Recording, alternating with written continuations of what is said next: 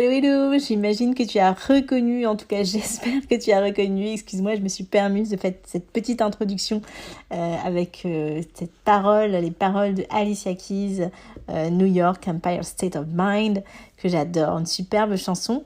Je pensais à une amie qui a toujours tellement rêvé d'aller à New York et avec qui je discutais récemment.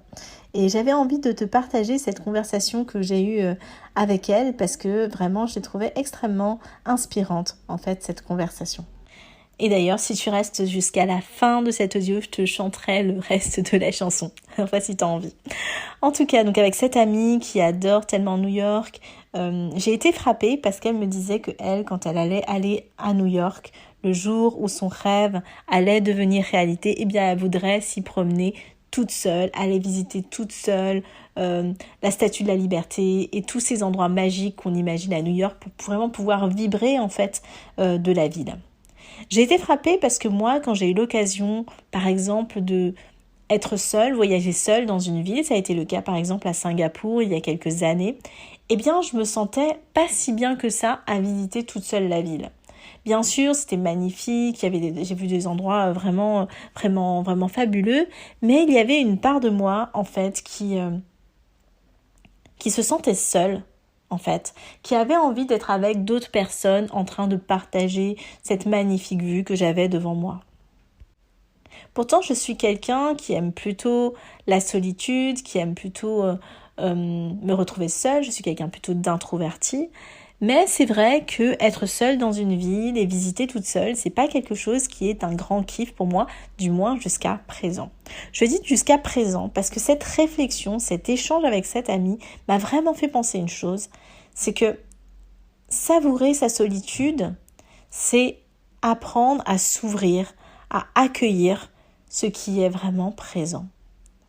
Et justement, c'est ne pas se laisser mener en bateau, en fait, par notre ego. Parce que je pense que c'est mon ego qui me parle quand il me dit « Ah, tu es toute seule, regarde-toi, tu n'as personne avec qui partager ce joli moment, etc. » Et donc, cet ego, je pense qu'il nous inflige l'image d'être dans une certaine solitude pauvre, en fait.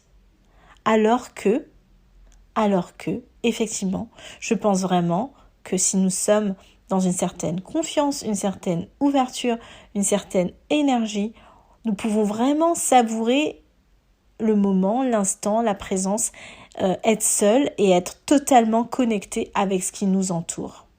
Être complètement rempli d'amour, de quiétude, se dire je suis juste là et rien ne me trouble. Je suis là et rien ne me trouble et tout ce que je vois est merveille, tout ce que je vois est magique et c'est même une chance de pouvoir découvrir espace par espace, personne par espace, chaque chose à mon rythme. Pour le coup, c'est quelque chose que j'arrive totalement à vivre quand je suis dans la nature et que je marche. J'ai eu l'occasion il y a quelques années de faire des grandes randonnées dans les Causses en Lozère et de marcher toute seule pendant des heures dans le désert des Causses. Et effectivement, j'ai déjà ressenti cette sorte de liberté totale d'être là et d'être connectée à mon environnement. Et donc, je pense vraiment, et c'est ça l'invitation que j'ai envie de te faire, c'est que cette solitude, je pense qu'elle est nécessaire. Je pense que c'est un vrai chemin et quelque chose d'important d'apprendre à savourer notre solitude. Sortir d'un auto-jugement et vivre notre solitude pleinement. Car si nous arrivons à être bien et vraiment heureux en étant seuls, eh bien qu'est-ce que ce sera quand nous serons avec quelqu'un ? Qu'est-ce que ce sera magnifique ? Qu'est-ce que ce sera merveilleux ? Nous serons encore plus capables d'apprécier en fait cette présence de l'autre et elle ne viendra pas compenser une solitude. Elle ne viendra pas comme un pansement. Elle ne viendra pas comme une nécessité. Elle sera choisie, elle sera pleine, elle sera entière. Et donc voilà, j'avais vraiment envie de t'inviter à voir comment tu peux apprendre à savourer, à apprécier ta solitude, parce que c'est apprécier aussi le moment présent, hein, apprendre à apprécier sa solitude.